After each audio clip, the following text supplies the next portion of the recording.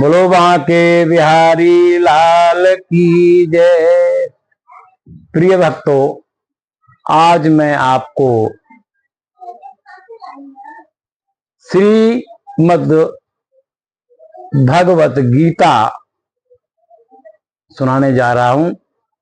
आप बड़े ही ध्यान पूर्वक सुने और मेरे चैनल ब्रजेंद्र दीक्षित ब्लॉग्स को लाइक, शेयर और सब्सक्राइब करें और साथ ही कमेंट करें कि आपको ये भगवत गीता का पाठ कैसा लगा।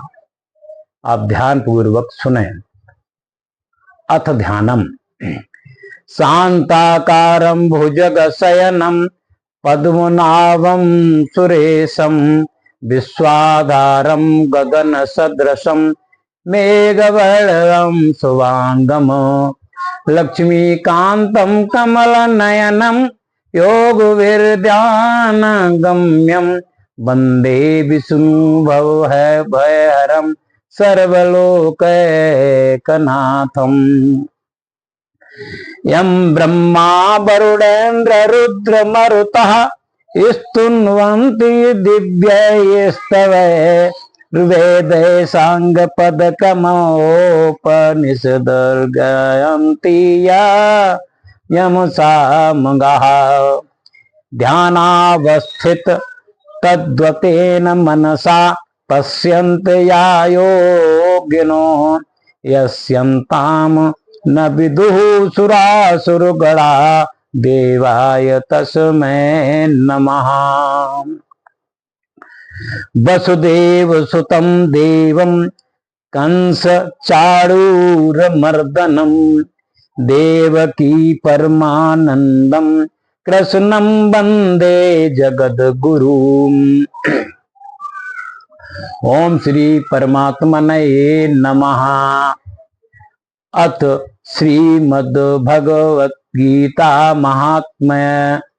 अब आपको मैं गीता का महात्म्य सुनाता हूं। गीता शास्त्रमिदं पुण्यं या पठेत् प्रयतः पुमान् विष्णो पदं वाप्नोति वैशोकादिवर्जितः। गीताध्ययन शीलस्य प्राणायाम परस्य च नेवं सन्ति पापानि पूर्व जन्म कृतानि च। मल निर्मोचनं पुंसां जल स्नानं दिने दिने शक्रद्वीतांबसी स्नानं संसार मलनाशनम्। गीता सुगीता कर्तव्या किं मनये शास्त्र विस्तरः या स्वयं पद्मनाभस्य मुख पद्माद्वनिस्ततः। भारतामृत सर्वस्वं विष्णोर्वत्वाद्विनिसुतं गीता गंगोदकं पीत्वा पुनर्जन्म न विद्यते। सर्वोपनिषदो गावो दुग्धा गोपालनंदनः पार्थो वत्सा सुधीर्भोक्ता दुग्धं गीतामृतं महत्। एकं शास्त्रं देवकी पुत्र गीतं एको देवो देवकी पुत्र एव एको मंत्रस्तस्य नामानि यानि कर्माण्ये कर्माप्येकं तस्य देवस्य सेवा। बोलो श्री कृष्ण भगवान की जय।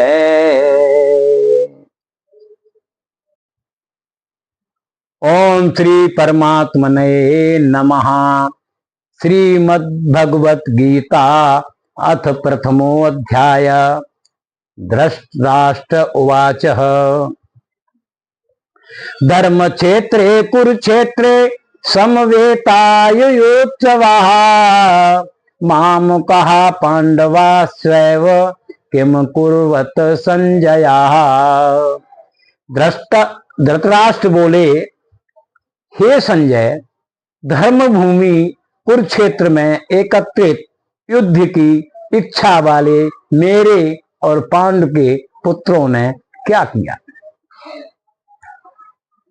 संजय उवाच, संजय क्या कहते हैं, दृष्टा तु पांडवानीकम व्यूढ़म दुर्योधनस्तदा आचार्यमुप संगम्य राजा वचनमब्रीवीत। संजय बोले, उस समय राजा दुर्योधन ने व्यूह रचना युक्त पांडवों की सेना को देखकर और द्रोणाचार्य के पास जाकर यह वचन कहा, पश्यताम पांडुपुत्राणामाचार्य महती चुमु व्यूढ़ाम द्रुपद पुत्रेण तव शिष्येण धीमता। हे आचार्य, आपके बुद्धिमान शिष्य द्रुपद पुत्र धृष्टद्युम्न द्वारा व्यूहाकार खड़ी की हुई पांडुपुत्रों की इस भारी सेना को देखिए। अत्र शूरा महेश्वासा सीमार्जुन समायुते युयुधानो विराटश्च द्रुपदश्च महारथा धृष्टकेतुश्चेकितानः काशिराजस्य वीर्यवान् पुरुजित् कुन्ते भोजनस्य शैब्यस्य निरपुङ्गवः युधा मन्युश्च विक्रांत उत्तमौजास्य वीर्यवान् सौभद्री द्रौपदेयास्य सर्वैव महारथा। इस सेना में बड़े बड़े धनुषों वाले तथा युद्ध में भीम और अर्जुन के समान सूरवीर सात्यकी और विराट तथा महारथी राजा द्रुपद, धृष्टकेतु और चेकितान तथा बलवान काशिराज, पुरजित, कुंतीभोज और मनुष्यों में श्रेष्ठ सैब्य पराक्रमी युद्धामन्यु तथा बलवान उत्तमौजा सुभद्रा पुत्र अभिमन्यु एवं द्रौपदी के पांचों पुत्र, ये सभी महारथी हैं। अस्माकं तु विशिष्टा ये तान्निबोध द्विजोत्तमा नायका मम सैन्यस्य सज्जार्थपान ब्रवीमि मे ते। हे ब्राह्मण श्रेष्ठ, अपने पक्ष में भी जो प्रधान है उनको आप समझ लीजिए। आपकी जानकारी के लिए मेरी सेना के जो सेनापति हैं उनको बतलाता हूं।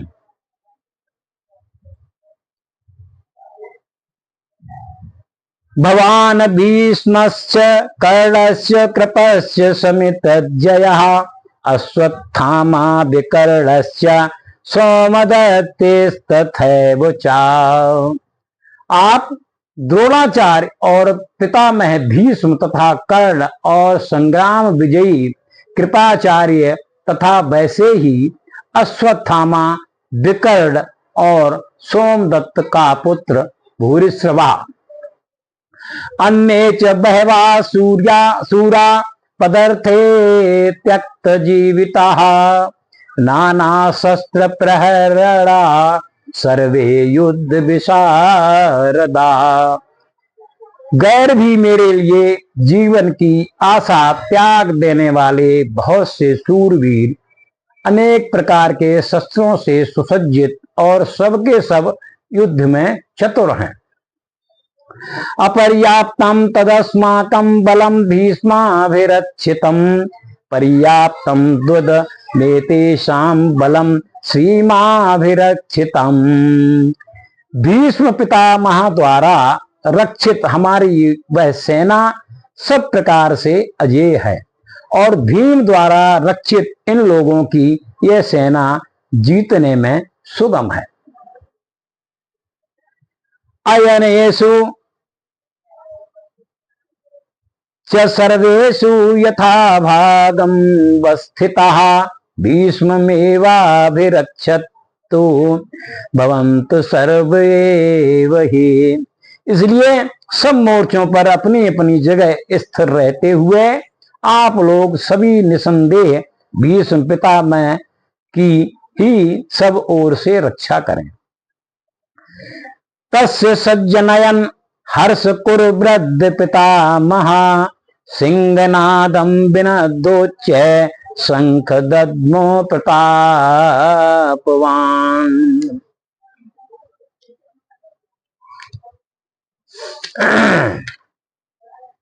कौरवों में वृद्ध बड़े प्रतापी पितामह भीष्म ने उस दुर्योधन के हृदय में हर्ष उत्पन्न करते हुए उच्च स्वर से सिंह की दहाड़ के समान गरज कर शंख बजाया।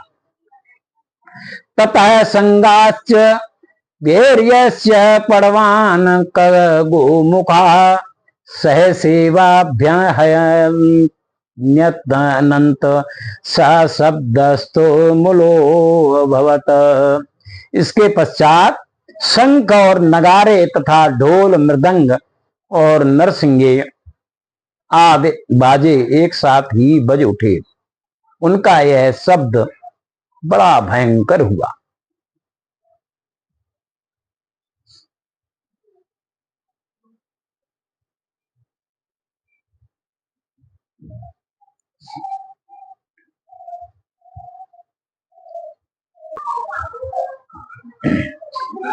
ततः श्वेतैर्युक्ते महत स्यंदने स्थितो माधवः पांडवश्चैव दिव्यो शंखो प्रदद्मतुः। इसके अनंतर सफेद घोड़ों से युक्त उत्तम रथ में बैठे हुए श्री कृष्ण महाराज और अर्जुन ने भी अलौकिक शंख बजाई। पांचजन्यम ऋषिकेशो देवदत्तम धनंजया पौंडदद्मो महाशंख भीमकर्मा ब्रकोदरा। श्री कृष्ण महाराज ने पांचजन्य नामक, अर्जुन ने देवदत्त नामक और भयानक कर्म वाले भीमसेन ने पौंड्र नामक महाशंख बजाया। अनंत विजयम राजा कुंती पुत्रो युधिष्ठिरः नकुलः सहदेवस्य सुघोष मणे पुष्पको। कुंती पुत्र राजा युधिष्ठिर ने अनंत विजय नामक और नकुल तथा सहदेव ने सुघोष और मण पुष्प नामक शंख बजाए। काश्यस्य परमेश्वासः शिखंडी च महारथा धृष्टधुम्नो विराटश्च सात्यकेश्च पराजिता द्रुपदो द्रौपदेयाश्च सर्वसा पृथ्वीपते सौवर्धस्य महाबाहु शंखांदद्मु पृथक पृथक। श्रेष्ठ धनुष वाले काशीराज और महारथी शिखंडी एवं धृष्टधुम्न तथा राजा विराट और अजय सात्यकी राजा द्रुपद एवं द्रौपदी के पांचों पुत्र और बड़ी भुजा वाले सुभद्रा पुत्र अभिमन्यु, इन सभी ने ही राजन सब ओर से अलग अलग शंख बजाए। सघोषोदात राष्ट्राणाम हृदयानि विदारयत नभश्च पृथ्वीं चैव तुमुलो व्यनुनादयन्। और उस भयानक शब्द ने आकाश और पृथ्वी को भी गुंजाते हुए धृतराष्ट्र के अर्थात आपके पक्ष वालों के हृदय विदीर्ण कर दिए। अथ व्यवस्थितान्तान् दृष्टादात राष्ट्रान् कपिध्वजा प्रवक्ते शास्त्र संपाते धनुरुद्यम्य पांडवाः ऋषिकेशं तदा वाक्यमिदमाह महीपते।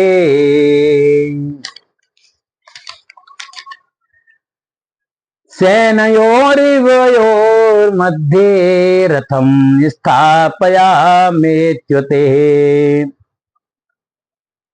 हे राजन, इसके बाद कपिध्वज अर्जुन ने मोर्चा बांधकर डटे हुए धृतराष्ट्र संबंधियों को देखकर उस शस्त्र चलने की तैयारी के साथ धनुष उठाकर ऋषिकेश श्री कृष्ण महाराज से ये वचन कहा, हे अच्युत, मेरे रथ को दोनों सेनाओं के बीच में खड़ा कीजिए। यावदेतान्निरीक्षेऽहं योद्धकामान् व्यस्तिनातान् केमर्यासह योध्य व्यमस्मन् पासमुद्य में। और जब तक कि मैं युद्ध क्षेत्र में डटे हुए युद्ध के अभिलाषी इन विपक्षी योद्धाओं को भली प्रकार देख लूं कि इस युद्ध रूप व्यापार में मुझे किन किन के साथ युद्ध करना योग्य है, तब तक उसे खड़ा रखिए। योत्स्यमानान् वेक्षेऽहं यत्तेऽत्र समागतः तात राष्ट्रस्य दुर्बुद्धेर्युद्धे प्रियचिकीर्षवः। दुर्बुद्धि दुर्योधन का युद्ध में हित चाहने वाले जो ये राजा लोग इस सेना में आए हैं, इन युद्ध करने वालों को मैं देखूंगा।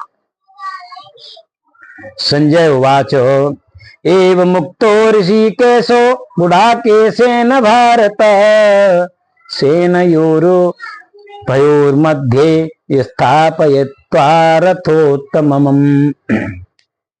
भीष्मद्रोण प्रमुखतः सर्वेषां च महीक्षिताम् उवाच पार्थ पश्यन्तांस वेदान् कुरुनिति। संजय बोले, हे धृतराष्ट्र, अर्जुन द्वारा इस प्रकार कहे हुए महाराज श्री कृष्णचंद्र ने दोनों सेनाओं के बीच में भीष्म और द्रोणाचार्य के सामने तथा संपूर्ण राजाओं के सामने उत्तम रथ को खड़ा करके इस प्रकार कहा कि हे पार्थ, युद्ध के लिए जुटे हुए इन कौरवों को देख। तथा पश्यस्ते तान पार्थः प्रपित्रनथ पितामहान् आचार्यान् मातुलाधार्त्रं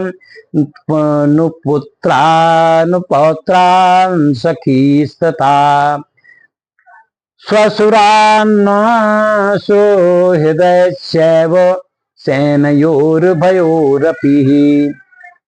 इसके बाद प्रथापुत्र अर्जुन ने उन दोनों ही सेनाओं में स्थित ताऊ, चाचों को, दादों, परदादों को, गुरुओं को, मामाओं को, भाइयों को, पुत्रों को, पत्रों को तथा मित्रों को, ससुरों को और सुहृदयों को भी देखा।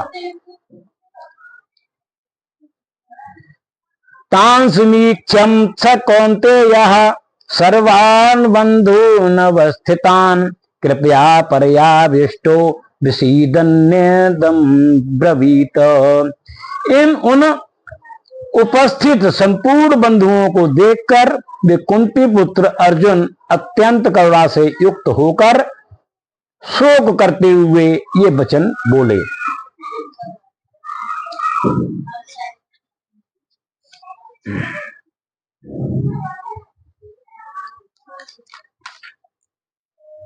अर्जुन उवाच, अर्जुन जी कह रहे हैं, दृष्टे मम स्वजनम कृष्ण युत्सुं समुपस्थितम् सीदन्ति मम गात्राणि मुखं च परिशुष्यति वैपतुश्च शरीर में रोमहर्षस्य जायते। अर्जुन बोले, हे कृष्ण, युद्ध क्षेत्र में डटे हुए युद्ध के अभिलाषी इस स्वजन समुदाय को देखकर मेरे अंग शिथिल हुए जा रहे हैं और मुख सूखा जा रहा है तथा मेरे शरीर में कंप एवं रोमांच हो रहा है। गांडीवं स्तंसते हस्ता त्वं क्वश्चैव परिदह्यते न च शक्रोम वसातु भ्रमतीव च मे मनः। हाथ से गांडीव धनुष गिर रहा है और त्वचा भी बहुत जल रही है तथा मेरा मन भ्रमित सा हो रहा है, इसलिए मैं खड़ा रहने को भी समर्थ नहीं हूं। निमित्तानि च पश्यामि विपरीतानि केशव न च श्रेयोनुपश्यामि हत्वा स्वजनमाहवे। हे केशव, मैं लक्षणों को भी विपरीत ही देख रहा हूं तथा युद्ध में स्वजन समुदाय को मारकर कल्याण भी नहीं देखता। न कांगच्छे विजयम कृष्ण न च राज्यम सुखानि च किन्नो राज्येन गोविंद किम भोगे जीवितेन कवा। हे कृष्ण, मैं न तो विजय चाहता हूं और न राज्य तथा सुखों को ही। हे गोविंद, हमें ऐसे राज्य से क्या प्रयोजन है अथवा ऐसे भोगों से और जीवन से भी क्या लाभ है।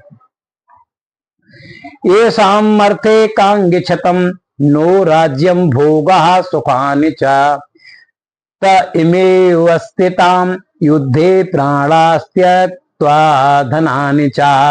हमें जिनके लिए राज्य भोग और सुखाद अभीष्ट है, वे ही ये सब धन और जीवन की आशा को त्याग कर युद्ध में खड़े हैं।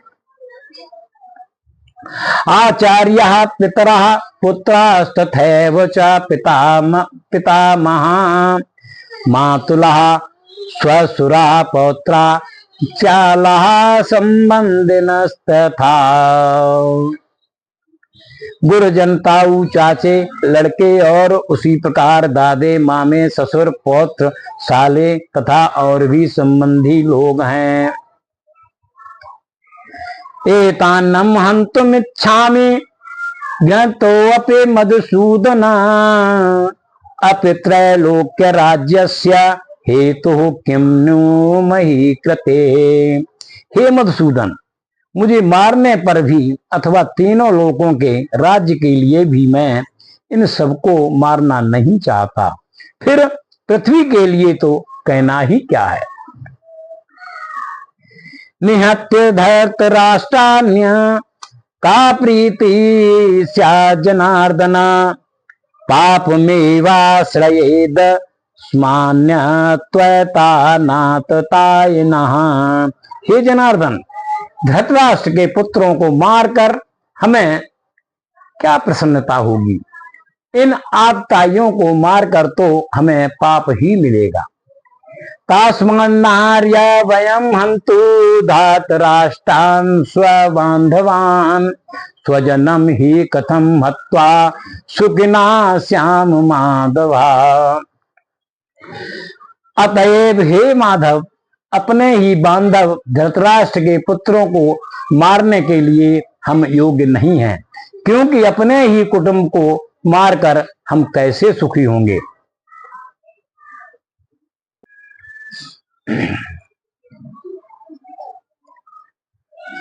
यद्यप्येते न पश्यन्ति लोभोपहत चेतसः कुलक्षय कृतं दोषं मित्रद्रोहे च पातकम् कथं न ज्ञेयस्माभिः पापादस्मान् निवर्तितुम् कुलक्षय कृतं दोषं प्रापस्य जनार्दन।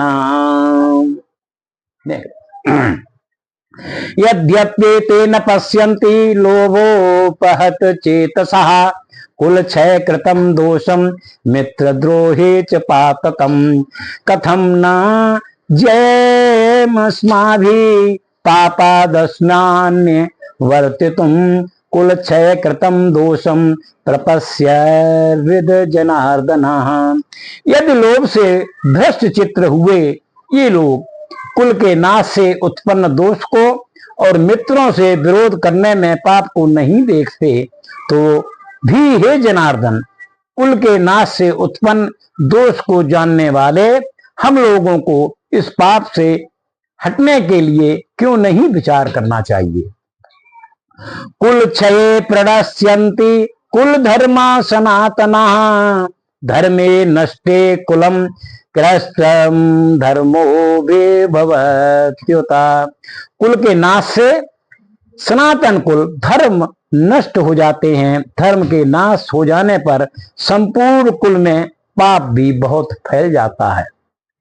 अधर्माभिभवात् कृष्ण प्रदुष्यन्ति कुल स्त्रिया स्वी स्त्रीषु दुष्टासु वार्ष्णेय जायते वर्ण संकरा। हे कृष्ण, पाप के अधिक बढ़ जाने से कुल की स्त्रियां अत्यंत दूषित हो जाती हैं और हे वासने, स्त्रियों के दूषित हो जाने पर भी वर्ण संकर उत्पन्न होता है। संकरो नरकायेव कुलज्ञानां कुलस्य च पतन्त पितरो होशाम लुप्त पिंडोदक क्रिया। वर्ण संकर कुल घातियों को और कुल को नरक में ले जाने के लिए ही होता है। लुप्त हुई पिंड और जल की क्रिया वाले अर्थात श्राद्ध और तर्पण से वंचित इन पितर लोग भी अधोगति को प्राप्त होते हैं। दोषे रहते कुलज्ञानाम वर्ण संकर कारक है। उत्साधन्ते जाति धर्मा कुल धर्मास्य शाश्वतः। इन वर्ण संकर कारक दोषों से कुल घातियों के सनातन कुल धर्म और जाति धर्म नष्ट हो जाते हैं। उत्सन्न कुल धर्माणाम मनुष्याणाम जनार्दना नरके अन्यतम भाषो भवती त्युनसुर्सुमा। हे जनार्दन, जिनका कुल धर्म नष्ट हो गया है ऐसे मनुष्यों को अनिश्चित काल तक नरक में वास होता है, ऐसा हम सुनते आए हैं।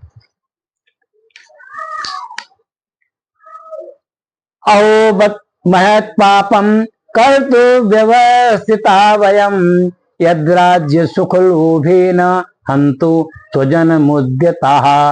हासो, हम लोग बुद्धिमान होकर भी महान पाप करने को तैयार हो गए हैं, जो राज्य और सुख के लोभ से स्वजनों को मारने के लिए उद्यत हो गए हैं। यदि माम प्रीति कारम शस्त्रम शस्त्रपाणयः धात राष्ट्रणे हन्युस्तम में क्षेमतरम भवेत। यदि मुझ शस्त्र रहित एवं सामना न करने वाले को शस्त्र हाथ में लिए हुए धृतराष्ट्र के पुत्र रण में मार डालें तो वह मारना भी मेरे लिए अधिक कल्याणकारक होगा। संजय उवाच। संजय जी कहते हैं, एव मुक्तार्जुन संख्ये रथोपस्थ उपविष्ट विसृज्य ससरम चापम शोक संवेग्न मानसः। संजय बोले, रणभूमि में शोक से उद्विग्न मन वाले अर्जुन इस प्रकार कहकर बाण सहित धनुष को त्याग कर रथ के पिछले भाग में बैठ गई। ओम तत्सदिति श्रीमद् भगवद गीता उपनिषत्सु ब्रह्म विद्यायाम योग शास्त्रे श्री कृष्ण अर्जुन संवादे अर्जुन विषाद योगो नाम प्रथमो अध्याय। इस प्रकार पहला अध्याय समाप्त हुआ।